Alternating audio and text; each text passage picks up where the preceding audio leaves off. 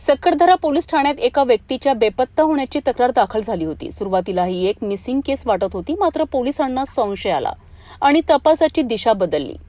बेपत्ता झालेली व्यक्ती म्हणजे ताहिर शेख उर्फ राशिद शेख, वय अंदाजे 65 वर्ष।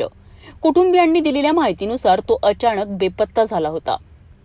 पोलिसांनी तांत्रिक तपास, सीसीटीव्ही फुटेजच्या आधारे आणि गुप्त माहितीच्या आधारे तपासाची चक्रे वेगाने फिरवलीत आणि मग समोर आला खळबळजनक खुलासा। तपासात निष्पन्न झाले आहे की मिसिंग केस नसून हत्या आहे। पोलिसांनी संशयित आरोपी पठाण उर्फ अजहर, वय 26 वर्ष याला ताब्यात घेतलं। कडक चौकशीत आरोपीने गुन्ह्याची कबुली दिली आहे। काही कारणांमुळे वाद झाला आणि त्यातूनच या वृद्ध व्यक्तीची हत्या करण्यात आल्याचा धक्कादायक खुलासा झालाय। पोलिसांनी आरोपीविरुद्ध खुनाचा गुन्हा दाखल केला असून पुढील तपास सुरू आहे। या घटनेमुळे परिसरात मोठी खळबळ उडाली असून नागरिकांमध्ये भीतीचे वातावरण निर्माण झाले आहे।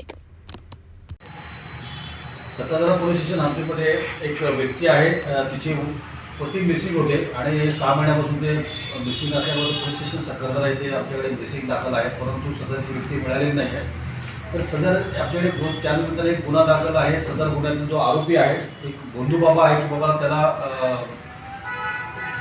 काही गोष्टी कळतात किंवा कोण व्यक्ती मिसिंग कुठे आहे असं फसवणूक करून त्या महिलेला, गोंधू बाबाचं जे नाव आहे ताहिर बेग रशीद बेग, वय 65 वर्ष आहे, व तुझा नवरा कुठे आहे, मी तुला माझ्याकडे जी शक्ती आहे त्या शक्तीच्या अनुषंगाने मी तुला शोधून देतो असं म्हणून तिच्या घरी येऊन सदर व्यक्तीचं नाव पण त्या विक्टीमला फिर्यादीला माहीत नाही आहे आणि काही पूजा अर्चा करून तुझा नवरा कुठे आहे अशी माहिती मी तुला देतो असं तिची फसवणूक करून सदर व्यक्तीच्या बरोबर त्यांनी शारीरिक संबंध केले तिच्या इच्छेविरुद्ध आणि सदर व्यक्तीपासून परागंदा झाला, पळून गेला। सदर व्यक्तीचा जो आरोपी आहे त्याचं नाव पत्ता काहीच आमच्याकडे दाखल नव्हतं, त्या महिलेलाही माहिती नाही।